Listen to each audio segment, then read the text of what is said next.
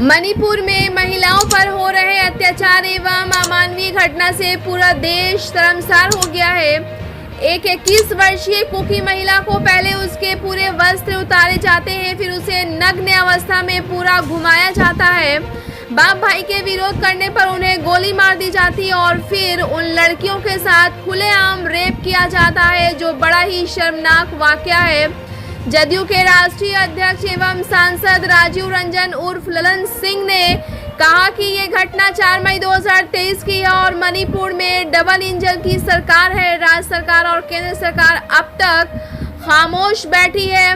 प्रधानमंत्री जो कि बोलते हैं कि 56 इंच का सीना, आखिर अब तक चुप्पी क्यों नहीं तोड़ते हैं? कब तक ये चुप्पी लगाए रहेंगे? सिर्फ इतना बोल देना कि ऐसे लोगों के साथ सख्ती से निपटा जाएगा, क्या इससे काम चल जाएगा? आज देश के हाशिए पर बड़ा सवाल है, ये क्या इतनी बड़ी जो घटना हुई, देश की एजेंसियों को इसकी जरा भी भनक नहीं लगी?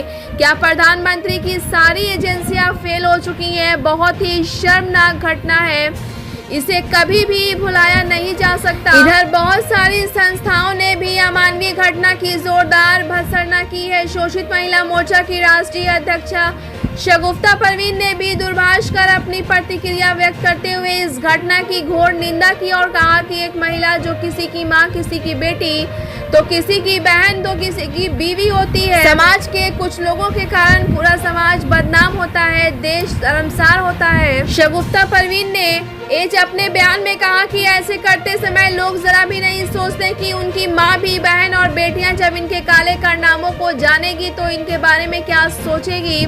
इन लोगों ने तो दरिंदगी की हद को पार कर दिया। आगे शगुफ्ता परवीन ने बताया कि मैं और मेरी संस्था के लोग इसका घोर विरोध करेंगे, कैंडल मार्च करेंगे, क्योंकि एक और देश के प्रधानमंत्री बेटी बचाओ बेटी पढ़ाओ का नारा देते हैं और दूसरी ओर देश की बेटियों पर अत्याचार, ये कहाँ का इंसाफ है? एक और डॉक्टर स्मृति ईरानी महिला सशक्तिकरण की बात करती हैं, तो दूसरी ओर महिलाओं पर आए दिन हो रहे अत्याचार पर मौन साधे हुई हैं। आखिर क्यों? उक्त अवसर पर राष्ट्रीय जनता दल के प्रदेश प्रवक्ता एजाज अहमद ने भी मणिपुर में देश की बेटियों के साथ घटित घटना की घोर निंदा करते हुए कहा कि प्रधानमंत्री ने केवल इतना कहकर खामोश हो गए कि शर्मसार हूं और ऐसे लोगों को बख्शा नहीं जाएगा, किंतु ये भी बताना चाहिए कि मणिपुर में उनकी सरकार डबल इंजन के सहारे चल रही है और ये जो घटना हुई वे अमानवीय घटना है जो देश को शर्मसार करती है।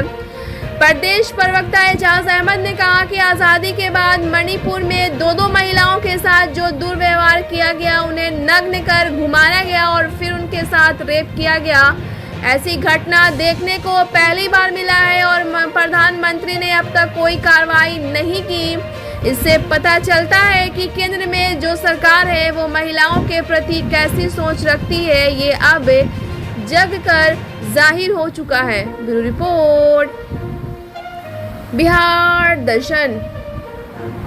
आदाब, नमस्कार, सलाम।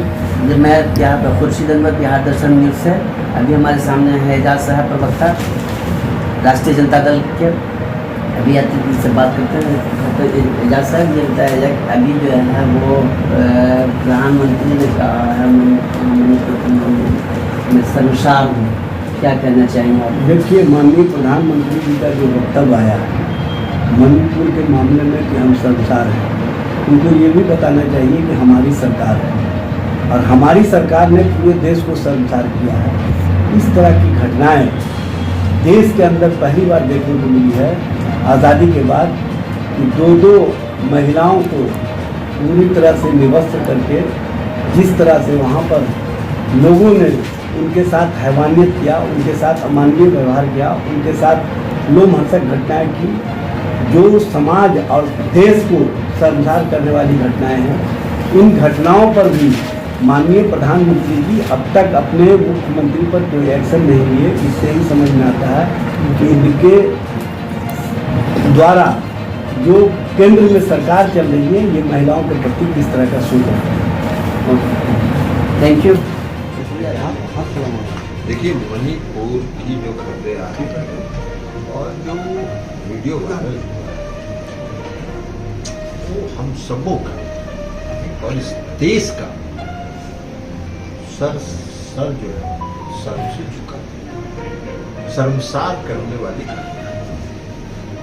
और मुझको तो आश्चर्य इस बात का हुआ कि ये घटना हो सकती है, लेकिन ये घटना है 4 मई की। डबल इंजन की सरकार है मणिपुर, केंद्र की सरकार और राज्य की सरकार, डबल इंजन। बड़ी तक लोग छाती पीटते हैं, कहते हैं डबल इंजन की सरकार में हम ये तूफान वो तूफान। इस डबल इंजन की सरकार इस देश के प्रधानमंत्री को, इस देश के गृह मंत्री को 4 मई की जो घटना हुई उसकी जानकारी तक नहीं। जब वीडियो वायरल होता है तब आप प्रतिक्रिया व्यक्त करते हैं। कौन सा सरकार चला रहा है इस देश में? कौन सी सरकार अपने मणिपुर में आप चला रहे हैं? वो पूर्वोत्तर का राज्य है, बहुत ही सेंसिटिव, वहां का संवेदनशील परिस्थितियों वाला राज्य है। और आपका आईबी क्या कर रहा था? आपकी इंटेलिजेंस क्या कर रही? आपको सूचना तक नहीं है। इस देश के प्रधानमंत्री को सूचना नहीं है, इस देश के गृह मंत्री को सूचना नहीं है। और जब वीडियो वायरल होता है तब आपको लगता है कि ऐसी घटना मणिपुर में हुई। मुख्यमंत्री कहते हैं कि हमको तो वीडियो वायरल हुआ तब जानकारी मिली, कि केंद्र की सरकार को पता नहीं है, मणिपुर के मुख्यमंत्री को पता नहीं है। कौन सी सरकार आप चला रहे हैं? कौन सा गवर्नेंस आप कर रहे हैं, शासन कर रहे हैं इस देश पर? सिर्फ विदेशों में घूम घूम कर जयकारा लगवा के देश का सम्मान नहीं बढ़ता है। देश के नागरिकों की रक्षा अगर आप कर सकते हैं, देश की सरकार चला रहे हैं, देश के नागरिकों की रक्षा कर सकते हैं, देश की जो मूलभूत समस्याएं हैं उसको अगर आप संबोधित करेंगे, उसके समाधान का कोई रास्ता निकालेंगे, तब देश का सम्मान बढ़ेगा, आपका सम्मान बढ़ रहा होगा। विदेश जा रहे हैं, वहां लोगों को जमा कर ले रहे हैं और जमा करके नारा लगवा के और लौट के आके कहते हैं देश का सम्मान बढ़ा रहे हैं। ये आपका सम्मान भले आप अपना बढ़ा रहे हो, लेकिन देश का सम्मान नहीं बढ़ रहा है। मणिपुर की घटना का जो वीडियो वायरल हुआ है उससे देश का सम्मान गिरा है। आज पूरे दुनिया में देश का सम्मान गिरा है, और वो भी इतनी 4 मई की घटना, 77 दिन के बाद। मणिपुर में इतने दिनों से हिंसा हो रही है और इस देश के प्रधानमंत्री को एक शब्द भी मणिपुर के लोगों के प्रति संवेदना व्यक्त करने का फुर्सत नहीं है, उनको टाइम नहीं है। इस देश के गृह मंत्री को फुर्सत नहीं है कि 2 महीना 1.5 महीना के बाद मणिपुर गए। घूम रहे थे, ऐसा तो है नहीं। बंगाल घूम रहे थे, उड़ीसा घूम रहे थे, देश के अन्य राज्यों में घूम रहे थे, लेकिन मणिपुर नहीं जा रहे थे। किसकी जिम्मेवारी है? डबल इंजन की सरकार। इसलिए कोई सरकार, जो सरकार संवेदनहीन हो, उसका फैसला इस देश की जनता आने वाले समय में कर देगी। आपको तो समझना चाहिए। सुप्रीम कोर्ट ने जब संज्ञान लिया तब आपके मुंह से एक शब्द निकला, और माननीय सर्वोच्च न्यायालय ने उस वीडियो को देख के स्वतः संज्ञान लिया। इसलिए इंतजार करिए, 2024 आने वाला। आपकी जितनी संवेदनहीनता है उस सबका जनता आकलन कर। सदन के अंदर भरा हुआ है जब मणिपुर की घटना। अभी तो कौन क्रोध भरा हुआ था जब आपको पता ही नहीं 4 मई की घटना है और आपको पता भी नहीं चल रहा, तो कहां से क्रोध भर गया? बढ़िया बढ़िया भाषा बोलने से क्रोध नहीं प्रकट होता है, क्रोध तो प्रकट होता है। आपने कहां बर्खास्त कर दिया वहां की सरकार को? मणिपुर के मुख्यमंत्री से आप इस्तीफा मांगते? आपकी डबल इंजन की सरकार है, आपकी पार्टी की सरकार है। ये सब बेकार चीज है बोलने के लिए। बेगूसराय